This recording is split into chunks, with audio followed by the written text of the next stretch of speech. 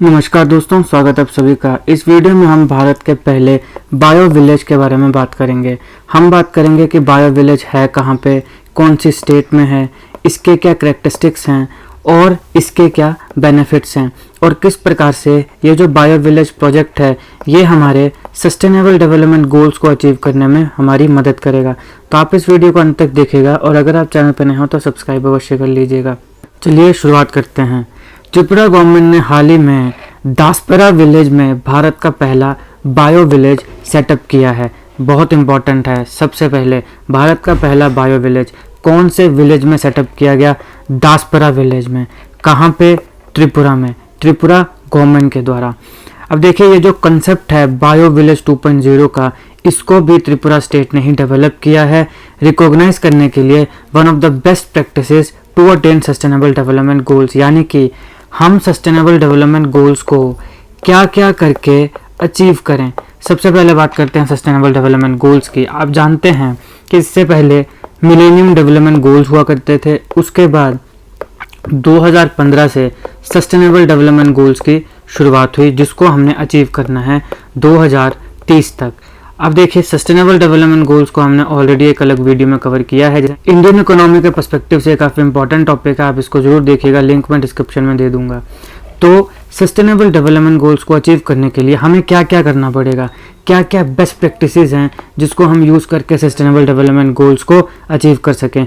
उन best practices में से एक प्रैक्टिस जो है वो ये है कि हम क्लीन एनर्जी की तरफ जाएँ, रिन्यूएबल एनर्जी की तरफ जाएँ और सस्टेनेबल डेवलपमेंट करें। यानी कि हम ऐसी डेवलपमेंट करें जिससे एनवायरनमेंट और जो बाकी एनिमल्स हैं या बाकी जितने भी क्रिएचर्स हैं अदर देन ह्यूमंस, उनको भी कोई नुकसान ना हो। तो इसलिए जो त्रिपुरा गवर्नमेंट है वो बायो विलेज का कंसेप्ट वो लेकर आई है। यानी कि एक ऐसे विलेज जहाँ पे लोग नेचर और नेचुरल रिसोर्सेज से ही अपना काम चलाएंगे, वहाँ पे केमिकल फर्टिलाइजर्स का भी यूज़ नहीं होगा, नेचुरल खेती होगी और वहाँ पे जो है एनवायरनमेंट को कोई भी नुकसान नहीं होगा। अब देखिए, बायो विलेजेस जो हैं ये त्रिपुरा में सेटअप किए जा रहे हैं। किसके द्वारा? डायरेक्टर ऑफ बायो टेक्नोलॉजी के द्वारा, जो कि आता है साइंस एंड टेक्नोलॉजी डिपार्टमेंट के अंडर। तो ये आपसे वैसे तो प्री में मुश्किल है पूछा जाए, लेकिन अब आजकल आपको पता है कि ऑप्शन दिए जाते हैं A B C D, फिर बताया जाता है कि A N B ठीक है, B N C ठीक है। ऐसे जो क्वेश्चन होते हैं उसमें से ये जो फैक्ट है ये पूछा जा सकता है कि इसको किसके द्वारा सेटअप किया जा रहा है। तो डिपार्टमेंट ऑफ बायोटेक के द्वारा सेटअप किया जा रहा है, जो कि अंदर आता है किसके? साइंस एंड टेक्नोलॉजी डिपार्टमेंट के। अब हम बात करते हैं दसपारा बायो विलेज के बारे में, किसके क्या फीचर्स हैं। देखिए, दसपारा बायो विलेज जो है ये एक हैमलेट की तरह इसको डेवलप किया गया है, जहाँ पे 64 फैमिलीज़ हैं। इस विलेज में कितनी फैमिलीज़ हैं? 64 फैमिलीज़ हैं जो सोलली पूरी की पूरा डिपेंडेंट हैं एग्रीकल्चर और फिशरी के ऊपर, जिनका पूरा का पूरा जो घर बार है, खर्चा है, वो किससे चलता है? एग्रीकल्चर से चलता है और फिशरी से चलता है। तो इसलिए यहाँ पर एक हैमलेट की तरह बायो विलेज जो है उसको डेवलप किया गया है। ये जो विलेज है पूरी तरीके से ट्रांसफॉर्म हो गया है और यहाँ के जो रेजिडेंट हैं, जो 64 फैमिलीज हैं, जो रेजिडेंट्स हैं, उन्होंने भी नेचर बेस्ड लाइफस्टाइल और लिवलीहुड जो है उसको जीना शुरू कर दिया है। नेचर बेस्ड यानी कि ऐसा लाइफस्टाइल जिसमें हम उन चीज़ों का ही यूज़ करेंगे जो नेचर में हैं। हम ऐसी किसी चीज़ का यूज़ नहीं करेंगे जिससे एनवायरनमेंट को नुकसान हो, जिससे आपके जो अदर देन ह्यूमन बींग जितने भी क्रिएचर्स हैं उनको कोई नुकसान हो। अदर देन ह्यूमन बींग मैं इसलिए कह रहा हूँ क्योंकि देखिए, जाने अनजाने में कई बार हम कुछ ऐसी चीज़ों का यूज़ करके छोड़ देते हैं जो कि अगर एनिमल खाए या फिर वो पानी में जाए तो फिशेस को नुकसान पहुंचा सकता है, एनिमल के लिए वो पॉइजनस हो सकता है। तो ऐसे हम किसी भी चीज़ का यूज़ नहीं करेंगे, वो है नेचर बेस्ड लाइफस्टाइल और लिवलीहुड। अब इस विलेज के फार्मर्स ने केमिकल फर्टिलाइजर्स का यूज़ कम करने की, रिड्यूस करने की भी शुरुआत कर दी है एग्रीकल्चर एक्टिविटीज़ के लिए, ताकि सॉइल पे या फिर जो बैक्टीरिया और वायरस सॉइल में थ्राइव करते हैं उनके ऊपर कोई भी नेगेटिव नुकसान ना हो। तो अब बात आई है फर्टिलाइजर्स की। तो हमारी सेंट्रल गवर्नमेंट ने अभी हाल ही में वन नेशन वन फर्टिलाइज़र एक प्रोग्राम चलाया है, जिसको मैंने एक अलग वीडियो में कवर किया है। करंट अफेयर पर्सपेक्टिव से काफ़ी इंपॉर्टेंट है, तो इस वीडियो को भी आप देखिएगा, इसका लिंक भी मैं आपको डिस्क्रिप्शन में दे दूंगा। चलिए आगे बढ़ते हैं। दसपारा जो है ये त्रिपुरा में है, पहला बायो विलेज है, मैंने आपको बता दिया पहले ही, जिसको बायो विलेज 2.0 के कंसेप्ट के अंदर बनाया गया है। और ये जो कंसेप्ट है इसको कंसेप्चुलाइज किसने किया है? त्रिपुरा गवर्नमेंट ने किया है। देखिए, इस कंसेप्ट को डिजाइन किया गया है to help mitigate the climate change effects climate change की वजह से आज जो पूरी दुनिया में हमें जितने भी इफ़ेक्ट्स देखने को मिल रहे हैं उन सारों को मिटिगेट किया जाए। क्लाइमेट चेंज एक बहुत बड़ा कारण है फ्लैश फ्लड्स का, जो हमें पूरे भारत में अभी अलग अलग स्टेट्स में कुछ स्टेट्स में देखने को मिले। क्लाइमेट चेंज एक बहुत बड़ा कारण है क्लाउड बर्स्ट का, जो हमें हिमालयन स्टेट्स जैसे कि हिमाचल और उत्तराखंड में देखने को मिलते हैं। अगर आप चाहें तो उनको भी देखें, लिंक मैं डिस्क्रिप्शन में दे दूंगा। देखिए, त्रिपुरा गवर्नमेंट का ये प्लान है कि पूरे के पूरे स्टेट में 100 बायो विलेजेस जो हैं उनको सेटअप किया जाए। क्या प्लान है? 100 बायो विलेजेस का सेटअप किया जाए। उसमें से 10 बायो विलेज जो हैं वो ऑलरेडी कंप्लीट हो चुके हैं, जिसमें से पहला जो बायो विलेज है वो दसपारा में इस्टेब्लिश किया गया है, जो आता है चारिलम कॉन्स्टिट्यूंसी में, और जो डिस्ट्रिक्ट है वो है सेपा हिजाला डिस्ट्रिक्ट। तो ये आपने याद रखना है। डिस्ट्रिक्ट या कॉन्स्टिट्यूंसी याद रखने की ज़रूरत नहीं है, इतना डीप तो शायद ही कोई एग्जाम में पूछे। अगर बड़ी फूटी किस्मत लेके गए हो तो पूछ लिया जाएगा, अदरवाइज नहीं। दसपारा विलेज ये याद रखना है, और कहाँ पे है त्रिपुरा में, ये याद रखना है।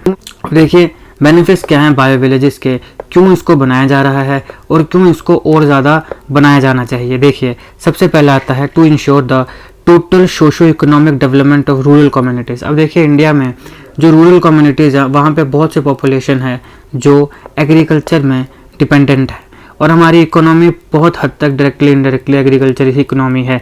तो इसलिए सोशो इकोनॉमिक डेवलपमेंट उन लोगों की तभी होगी जब जो नेचर है वो ठीक रहेगी। नेचर ठीक होने का मतलब कि अब जैसे टाइम पर बारिश होगी तब तो ठीक है, टाइम पर अगर अच्छी धूप मिलेगी तब तो ठीक है, लेकिन अगर बारिश बे टाइम आने लग जाए या फिर जितनी चाहिए उससे ज़्यादा आने लग जाए तो उससे खेती बाड़ी में काफ़ी नुकसान होता है।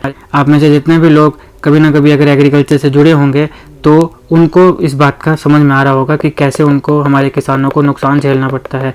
तो अगर हम बायो विलेजेस इस्टेब्लिश करेंगे और उससे क्लाइमेट चेंज को ख़त्म करने में, मिटिगेट करने में अगर मदद मिले, और जो सॉइल है वो भी अपनी गुणवत्ता ना खोए, तो इससे क्या फ़ायदा होगा? इससे सोशो इकोनॉमिक डेवलपमेंट होगी रूरल कम्युनिटीज़ की, जो डायरेक्टली किसके ऊपर डिपेंडेंट है? एग्रीकल्चर के ऊपर। किसके ऊपर डिपेंडेंट है? फिशरीज़ के ऊपर। दूसरा आता है mitigate impact of climate change and its ill effects. जैसे हमने पहले भी देखा कि क्लाइमेट चेंज से हमें बहुत चीज़ें नुकसान झेलने पड़ रहा है। हमने क्लाउड बस्ट देखे, हमने फ्लैश फ्लड्स देखे, करोड़ों के पैसे का नुकसान तो हो ही रहा है, लेकिन इसके साथ साथ जान माल का भी बहुत नुकसान हो रहा है। इन दोनों वीडियोस को मैंने कवर किया है, देख लीजिएगा, लिंक डिस्क्रिप्शन में मिल जाएगा। तो इसको भी मिटिगेट करने के लिए ये जो बायो विलेज का कंसेप्ट है ये काफ़ी इंपॉर्टेंट है, क्लाइमेट चेंज को और उसके इल इफेक्ट्स को। यानी क्लाइमेट चेंज तो क्लाइमेट का चेंज हुआ, और उसके इल इफेक्ट्स हैं जैसे क्लाउड बस्ट, जैसे आपके पास फ्लैश फ्लड्स, जैसे आपके पास टेम्परेचर जो इंक्रीज़ हो रहा है, जैसे कि जिस मौसम में जितना टेम्परेचर चाहिए उससे ज़्यादा आने लग पड़ा है। इस बार भी हमने देखा कि बहुत ज़्यादा गर्मी हमें देखने को मिली, लू हमें भारत के और दुनिया के कई क्षेत्रों में देखने को मिल रहा है। तो ये सारे जो है वो क्लाइमेट चेंज के इल इफेक्ट्स हैं। तो इस प्रकार के सारे इल इफेक्ट्स को ख़त्म करने के लिए ये काफ़ी अच्छा कंसेप्ट है। नेक्स्ट है spur economic growth and development with the benefit of 5000 per month. तो इससे क्या होगा? इकोनॉमिक ग्रोथ और डेवलपमेंट में भी इम्पॉर्टेंट ये अपना रोल जो है वो प्ले करेगा। फिर आता है incorporate renewable energy sources with in the village. तो एक विलेज के अंदर ही जितने रिन्यूएबल एनर्जी के रिसोर्सेज हैं उनको हम इनकॉर्पोरेट करें, ताकि हमारा जो एम है उसे भी हम अचीव कर सकें और उसके साथ साथ क्लाइमेट को भी कोई नुकसान ना हो। अभी हाल ही में भारत का पहला सलाइन वाटर लैंटर्न जो है उसे शुरू किया गया है, जहाँ से सलाइन वाटर से क्या किया जा रहा है? पावर बनाई जा रही है, और वहाँ से एलईडी बल्ब जो है उनको जलाया जा रहा है। यानी कि एनर्जी जो है वो सलाइन वाटर से ली जा रही है। इसके ऊपर भी मैंने एक अलग डेडिकेटेड वीडियो बनाई है, उसको देख लीजिएगा। रिन्यूएबल एनर्जी की जब हम बात करते हैं तो वहाँ पर करंट अफेयर पर्सपेक्टिव से ये काफ़ी इंपॉर्टेंट टॉपिक है। नेक्स्ट है promote usage of solar powered agriculture equipment, energy saving electrical devices, biogas और बायो फर्टिलाइजर्स।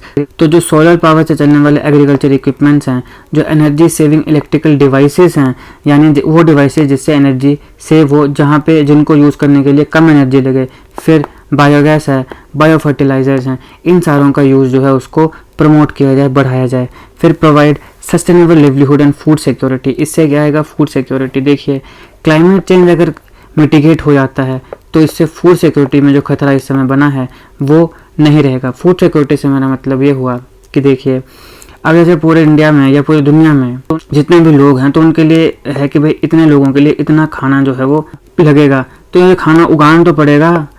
अब कहीं पे ज़्यादा बारिश आ जा रही है, कहीं पे ज़्यादा धूप आ जा रही है, कभी कहीं पे कुछ हो जा रहा है, कहीं पे कुछ हो जा रहा है, तो कैसे उगाएंगे? तो इससे क्या होगा, अगर हम बायो विलेजेस को प्रमोट करें तो उससे जो फूड सिक्योरिटी है, यानी अगर ये खाना नहीं उगेगा तो फिर वो लोगों को नहीं मिल पाएगा। समझ आ रही है बात।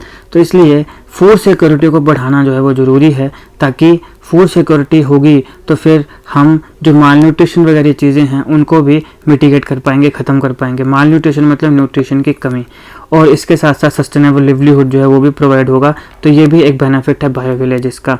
फिर आता है demonstrate successful use of compatible sustainable technologies. हम इसके माध्यम से वैसे कंपैटिबल जो सस्टेनेबल टेक्नोलॉजीज़ हैं उनका सक्सेसफुल यूज़ जो है उसको करें और दुनिया को बताएं, डेमोन्स्ट्रेट करें कि भाई इन चीज़ों से भी एग्रीकल्चर जो है वो ऐसे किया जा सकता है जिसमें पैसा खर्चा भी कम होगा और एनवायरनमेंट को नुकसान भी कम होगा।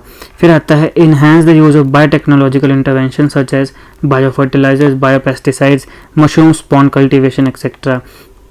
तो लेटेस्ट जो अभी साइंटिफिक जो हमारे पास डेवलपमेंट्स हो रही हैं उनको भी ग्राउंड जीरो तक लाया जाए। बायो फर्टिलाइज़र, बायो पेस्टिसाइड्स और मशरूम स्पॉन कल्टीवेशन जो है वहाँ पर भी हम बायोटेक इंटरवेंशंस करें, नई नई टेक्नोलॉजीज़ जो हैं वो एग्रीकल्चर में लेकर आएँ, ताकि मिनिमम इनपुट के साथ हमें और हमारे किसानों को मैक्सिमम आउटपुट जो है वो देखने को मिले, और ऐसे आउटपुट जो सस्टेनेबल हो, यानी कि उसका एनवायरनमेंट के प्रति कोई भी नुकसान ना हो। तो इसमें जो लेटेस्ट साइंस एंड टेक्नोलॉजी के एडवांसमेंट्स हैं, जो रिसर्च हैं, वो सारे के सारे जो हैं वो इसमें इम्प्लीमेंट किए जाएँ, उसके इम्प्लीमेंटेशन का, उसके इंटरवेंशन को इन्हेंस किया जाए, बढ़ाया जाए।